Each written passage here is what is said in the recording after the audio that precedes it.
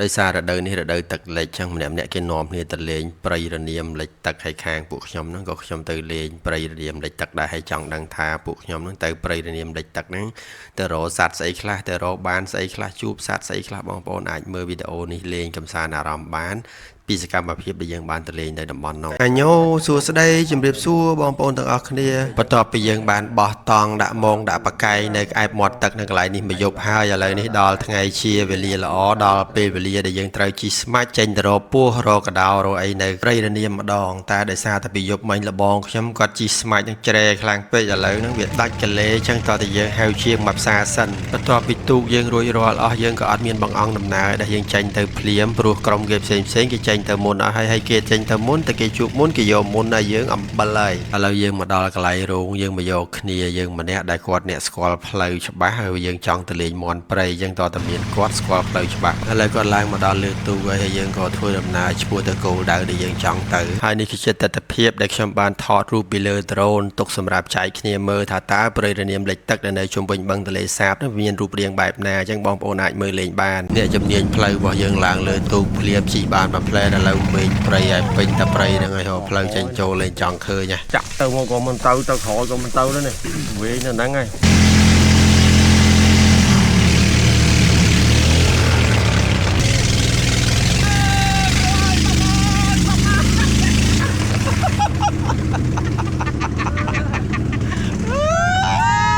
យើងចេញពីព្រៃអានាមដែលវែងមិនដឹងមកហើយឥឡូវយើងថាឈប់ទៅរមមន់ណាយើងទៅរមើលពស់រមើលកដោម្ដងឥឡូវជួបកូនកដោមួយខ្ញុំសាក់ទឹកដៃបន្តិចសិនបានមួយធំជិត2គីឡូជួបពស់ខៀវមួយវាខ្ជូតពេកយើងថតលេងញុកកាមេរ៉ាទៅដល់ក្បែរវាខំកាមេរ៉ាយើងភ្ញាក់ព្រឹត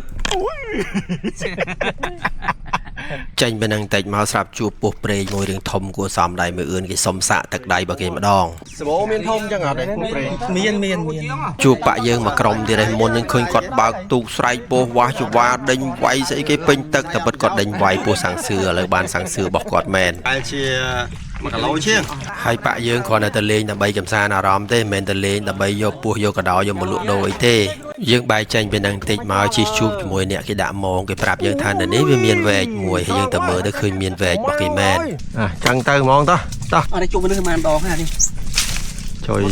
វែកដបោកមួយហ្នឹងវាកបត់កតុយហើយចាស់ប្រាប់ថាបើវាកបត់កតុយចឹងប្រហែលជាវាធ្លាប់ខំមនុស្សហើយខ្ញុំនិយាយតាមគេណាខ្ញុំមិនដឹងថាការពិតមិនទេដល់កន្លែងនេះដូចរៀងសបោឥឡូវជួបអាមួយហ្នឹងរត់តែធំជាងមុនទៀតរវល់តែផ្អៀងផ្អងមើលអាក្រោមព្រោះអាក្រោមវាធំបាក់យើងភ្លេចមើលលើស្រាប់ទូកទៅដល់ក្បែរហ្នឹងស្រាប់មើលចោះមើលឡើងនៅគៀកខ្លួនមែនតើណាស្កាចាស់មួយនឹងគៀកខ្លួននឹងអស់ព្រលឹងលីងលបងភ័ក្រខ្ញុំគាត់ថាគេសាក់ទឹកដៃគ្រប់គ្នាហើយនៅតែអញមិនសុំសាក់ទឹកដៃអាធំនឹងមួយមើលគាត់ដាក់ផាច់ត្រូវរបស់គាត់មែនទឹកដៃគាត់នៅតែច្បាស់ដូចដើមកាលនៅក្មេងៗអញ្ចឹងហើយពួកខ្ញុំអត់ហ៊ានយកវាឡើងលើទូកទាំងនៅមានក្បាលលេអញ្ចឹងតតែកាត់ក្បាលវាចេញសិនមិនយើងហ៊ានយកវាឡើងលើទូកអាមួយនេះរៀងធំមកបាក់យើង1គីឡូជាងហើយមកទៅឲ្យខ្លួនវាឡើងលឿងយើងបាន2 3ហើយបាក់យើងហើយរវល់តែជក់ពេកគ្មានតន់បានបាយបានទឹកអីទេមើលម៉ោង2ជាងបាត់ហើយចេះបងម៉ៅគាត់នឹកឃើញយកត្រីអាំងឡើងមកលើទូកឥឡូវយើងបានត្រីអាំងនឹងបដោះគោបដាសិនហើយបាក់យើងហើយមកដើមនេះយើងជួប2បាក់យើងនេះនៅក្នុងដើមតែមួយហ្នឹងហ្មងតែអាមួយហ្នឹងយើងអត់មានបានថតបានអីទេវាងាយរហូតតែហក់ចូលក្នុងទូកចឹងម្នាក់ភ័យហើយក៏អត់បានដែរយើងបានចំបាក់ឆ្អឹងខ្នងឥឡូវវាជាមួយទឹកទៅបាត់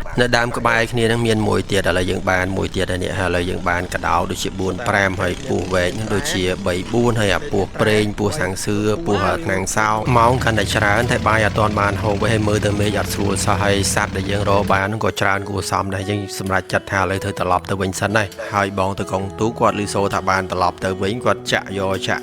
រៀងលឿនរបស់គាត់ដែរព្រោះទឹកមកវាឡើងជីតែឯងហ្នឹងមានអីទៅខ្វល់ហើយនេះគឺជាលទ្ធផលដែលយើងលេងបាននៅថ្ងៃហ្នឹងហើយយើងបានឲ្យទៅអ្នកនាំផ្លូវរបស់យើងពីបេក្បាលរួចហើយយើងយកទៅវិញទៅវែកទេអ្វីដែលយើងបារម្ភថាភ្លៀងឥឡូវវាពិតជាភ្លៀងមែនប៉ាយើងហើយពពកឡើងខ្មៅ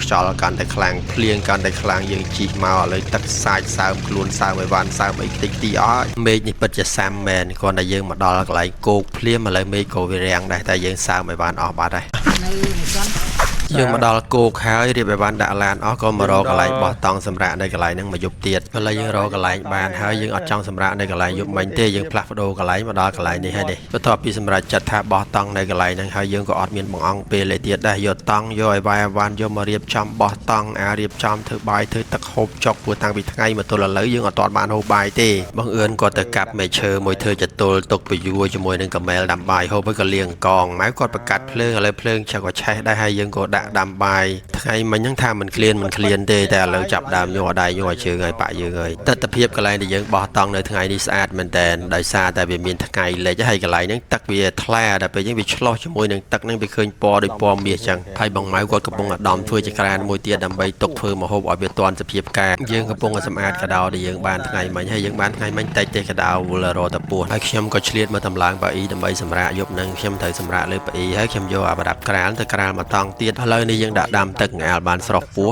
ម្នាក់ញាប់ដៃញាប់ជើងប៉ុណ្ណឹងហើយនៅតែមិនតាន់ទៀតឥឡូវមេឃលងឹតបាត់ហើយប៉ាក់យើងហើយទឹកពុះហើយបងម៉ៅគាត់យកពោះមកដាក់ស្រស់ងាលបានកោសវាពោះដូចជាយើងបាន4 5តែយើងអត់យកទាំងអស់ទេយើងឲ្យទៅអ្នកនាំផ្លូវយើងខ្លះយើងស្រស់ហើយឥឡូវយើងកោសសម្អាតវាឲ្យស្អាតម្ដងព្រោះយើងហូបខ្លួនឯងយើងត្រូវធ្វើឲ្យបានស្អាតបាតទីមិនយើងហូបទៅស្និតលបងខ្ញុំក៏ដាច់បាយដាច់ទឹកជាមួយខ្ញុំពីថ្ងៃមិញដែរហ្នឹងគាត់ក៏ឃ្លានដែរឥឡូវយកឆ្នាំងយកអីមកដាក់ដាំទឹកដាំអីងាលបានស្ងោរពោះហូបមេអឿនគាត់មកធ្វើគ្រឿងងាលធ្វើទឹកជ្រលក់ដែលយើងធ្វើហូបជាមួយនឹងពោះវែកដែលត្រូវជាងគេបំផុតគឺមានតែទឹកប្រហុកទេបើទម្លាប់សម្រាប់ខ្ញុំស្ងោរពោះដែលខ្ញុំហូបខ្ញុំអត់ឲ្យគាត់កាត់កង់ទេយើងធ្វើស្ងោរដាក់ទាំងវែងយ៉ាងហ្មងដល់ពេលដែលឆ្អិនមិនយើងកាត់វាយកមកហូបដូចមាន់អញ្ចឹងបើសិនជាយើងស្ងោរទាំងមូលវាមានរសជាតិជាងចាំឆ្អិនដល់ពេលដែលយើងហូបចាំយើងហែកសាច់យកមកហូបបើសិនជាបងប្អូនអត់ជឿបងប្អូនអាចសាកបានបន្ទាប់ពីទឹកយើងពុះហើយយើងក៏យកពោះមកដាក់នៅក្នុងឆ្នាំងចលេន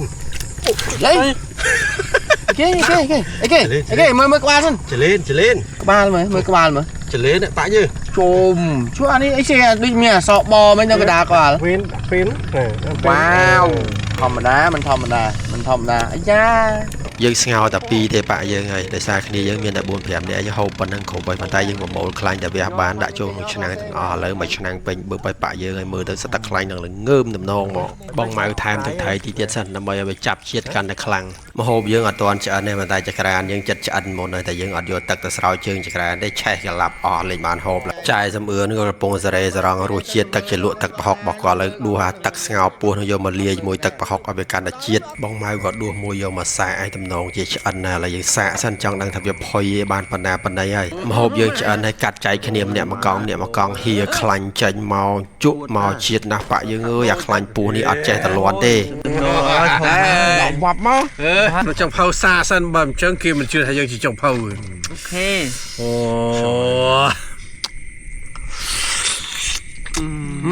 ជុះឲ្យមក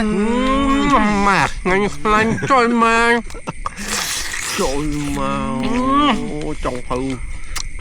យើងហូបបាយហូបទឹកដាក់ឈៀលជាមួយពួកគាត់ម្នាក់មកកំប៉ុងពីកំប៉ុងឥឡូវយប់នេះយើងក៏ចូលសម្រាប់រៀងខ្លួនពួកអស់កម្លាំងពីថ្ងៃមិញដល់កហើយដាក់បានមួយសលេតឥឡូវនឹងបើកភ្នែកមកវិញមេឃភ្លឺចែកឲ្យទេសភាពក៏ស្អាតដែរយើងដេកក្បែរមាត់ទឹកនឹងទឹកថ្លាឆ្លោះជាមួយនឹងពពកនឹងឃើញដូចកញ្ចក់អញ្ចឹងភ្ញាក់ពីដេកមកនឹងឃ្លានទៀតហើយឥឡូវបើកាត់ភ្លើងកម្ដៅសឡសិនងាលបានហូបខ្ញុំក៏ឆ្លៀតយកដ្រូនមកបង្ហោះដើម្បីចង់ដឹងថាទិដ្ឋភាពដែលយើងថតពីលើនឹងវាមានទិដ្ឋភាពស្អាតបែបណាដែរនៅមាត់ព្រៃរនាមនៅចុងរដូវវស្សាហ្នឹងយកមកយើងនៅសល់ស៊ុបច្រើនណាស់ហើយយើងអត់ចង់ហូបបាយទេយើងគិតរកឆ្នៃមុខម្ហូបមួយឲ្យប្លែកម្ដងឥឡូវយើងអត់មានអីហូបទេជិលដាំបាយយើងហូបមីពោះវែកបងប្អូនដល់ហើយឆ្អិនហើយតោះអញ្ចឹងយើងសល់អីយើងហូបហ្នឹងមីពោះវែកនេះគឺជាលើកទី1នៅក្នុងជីវិតខ្ញុំហើយមុខមនុយម្ហូបមួយមុខនេះជាតិទេមីពោះវែកខាញ់ណាគេខាញ់អីភីសាហើយគឺអីយើងនៅជនបទយើងមកព្រៃបានមីពោះវែកពិសេសហ្មងតែនេះមិនមែនយើងចង់ធ្វើអញ្ចឹងទេដោយសារយើងអត់មានបន្ទាប់ពីអាហារពេលព្រឹកហើយឥឡូវនឹកឃើញកាហ្វេម្ដងបងម៉ៅក៏គាត់យកកាហ្វេមកកិនយើងមកព្រៃយើងហូបអៃឡាតេអីចឹងទៅណាប៉ាក់យើងហាច់មករោត្រីរោសាច់មកបែងចំព្រុនគូនយើងចិលមួយមើលចិលកាហ្វេបណ្ដោយទៅចិលកាហ្វេមួយមើលណាវាចំងាយទៅ cà phê bây giờ niêm chiết đã dây ơi ក្រោយពេលយើងហូបកាហ្វេរួចរាល់ហើយអស់យើងក៏រៀបបេវ៉ាន់របស់យើងដាក់ឡានដើម្បីរៀបចំត្រឡប់ចេញមកផ្ទះវិញព្រោះដំណើរកម្សាន្តរបស់យើងត្រូវបានបញ្ចប់ត្រឹមប៉ុណ្្នឹងហើយក៏សូមអរគុណដល់បងប្អូនទាំងអស់គ្នាដែលបានចំណាយពេលវេលាមើលវីដេអូមួយនេះហើយយើងនឹងជួបគ្នានៅវីដេអូក្រោយទៀតហើយសូមបងប្អូនទាំងអស់គ្នាជួយ follow page ម្នាក់មួយផងដើម្បីបងប្អូនទទួលបានវីដេអូផ្សេងៗទៀតពីដំណើរកម្សាន្តដែលយើងទៅផ្សងព្រេងនៅតាមព្រៃភ្នំឬក៏តាមមាត់ទន្លេតាមបឹងបួយហ្នឹងអរគុណហើយក៏សូមជម្រាបលាប៉ាយើងទាំងអស់គ្នា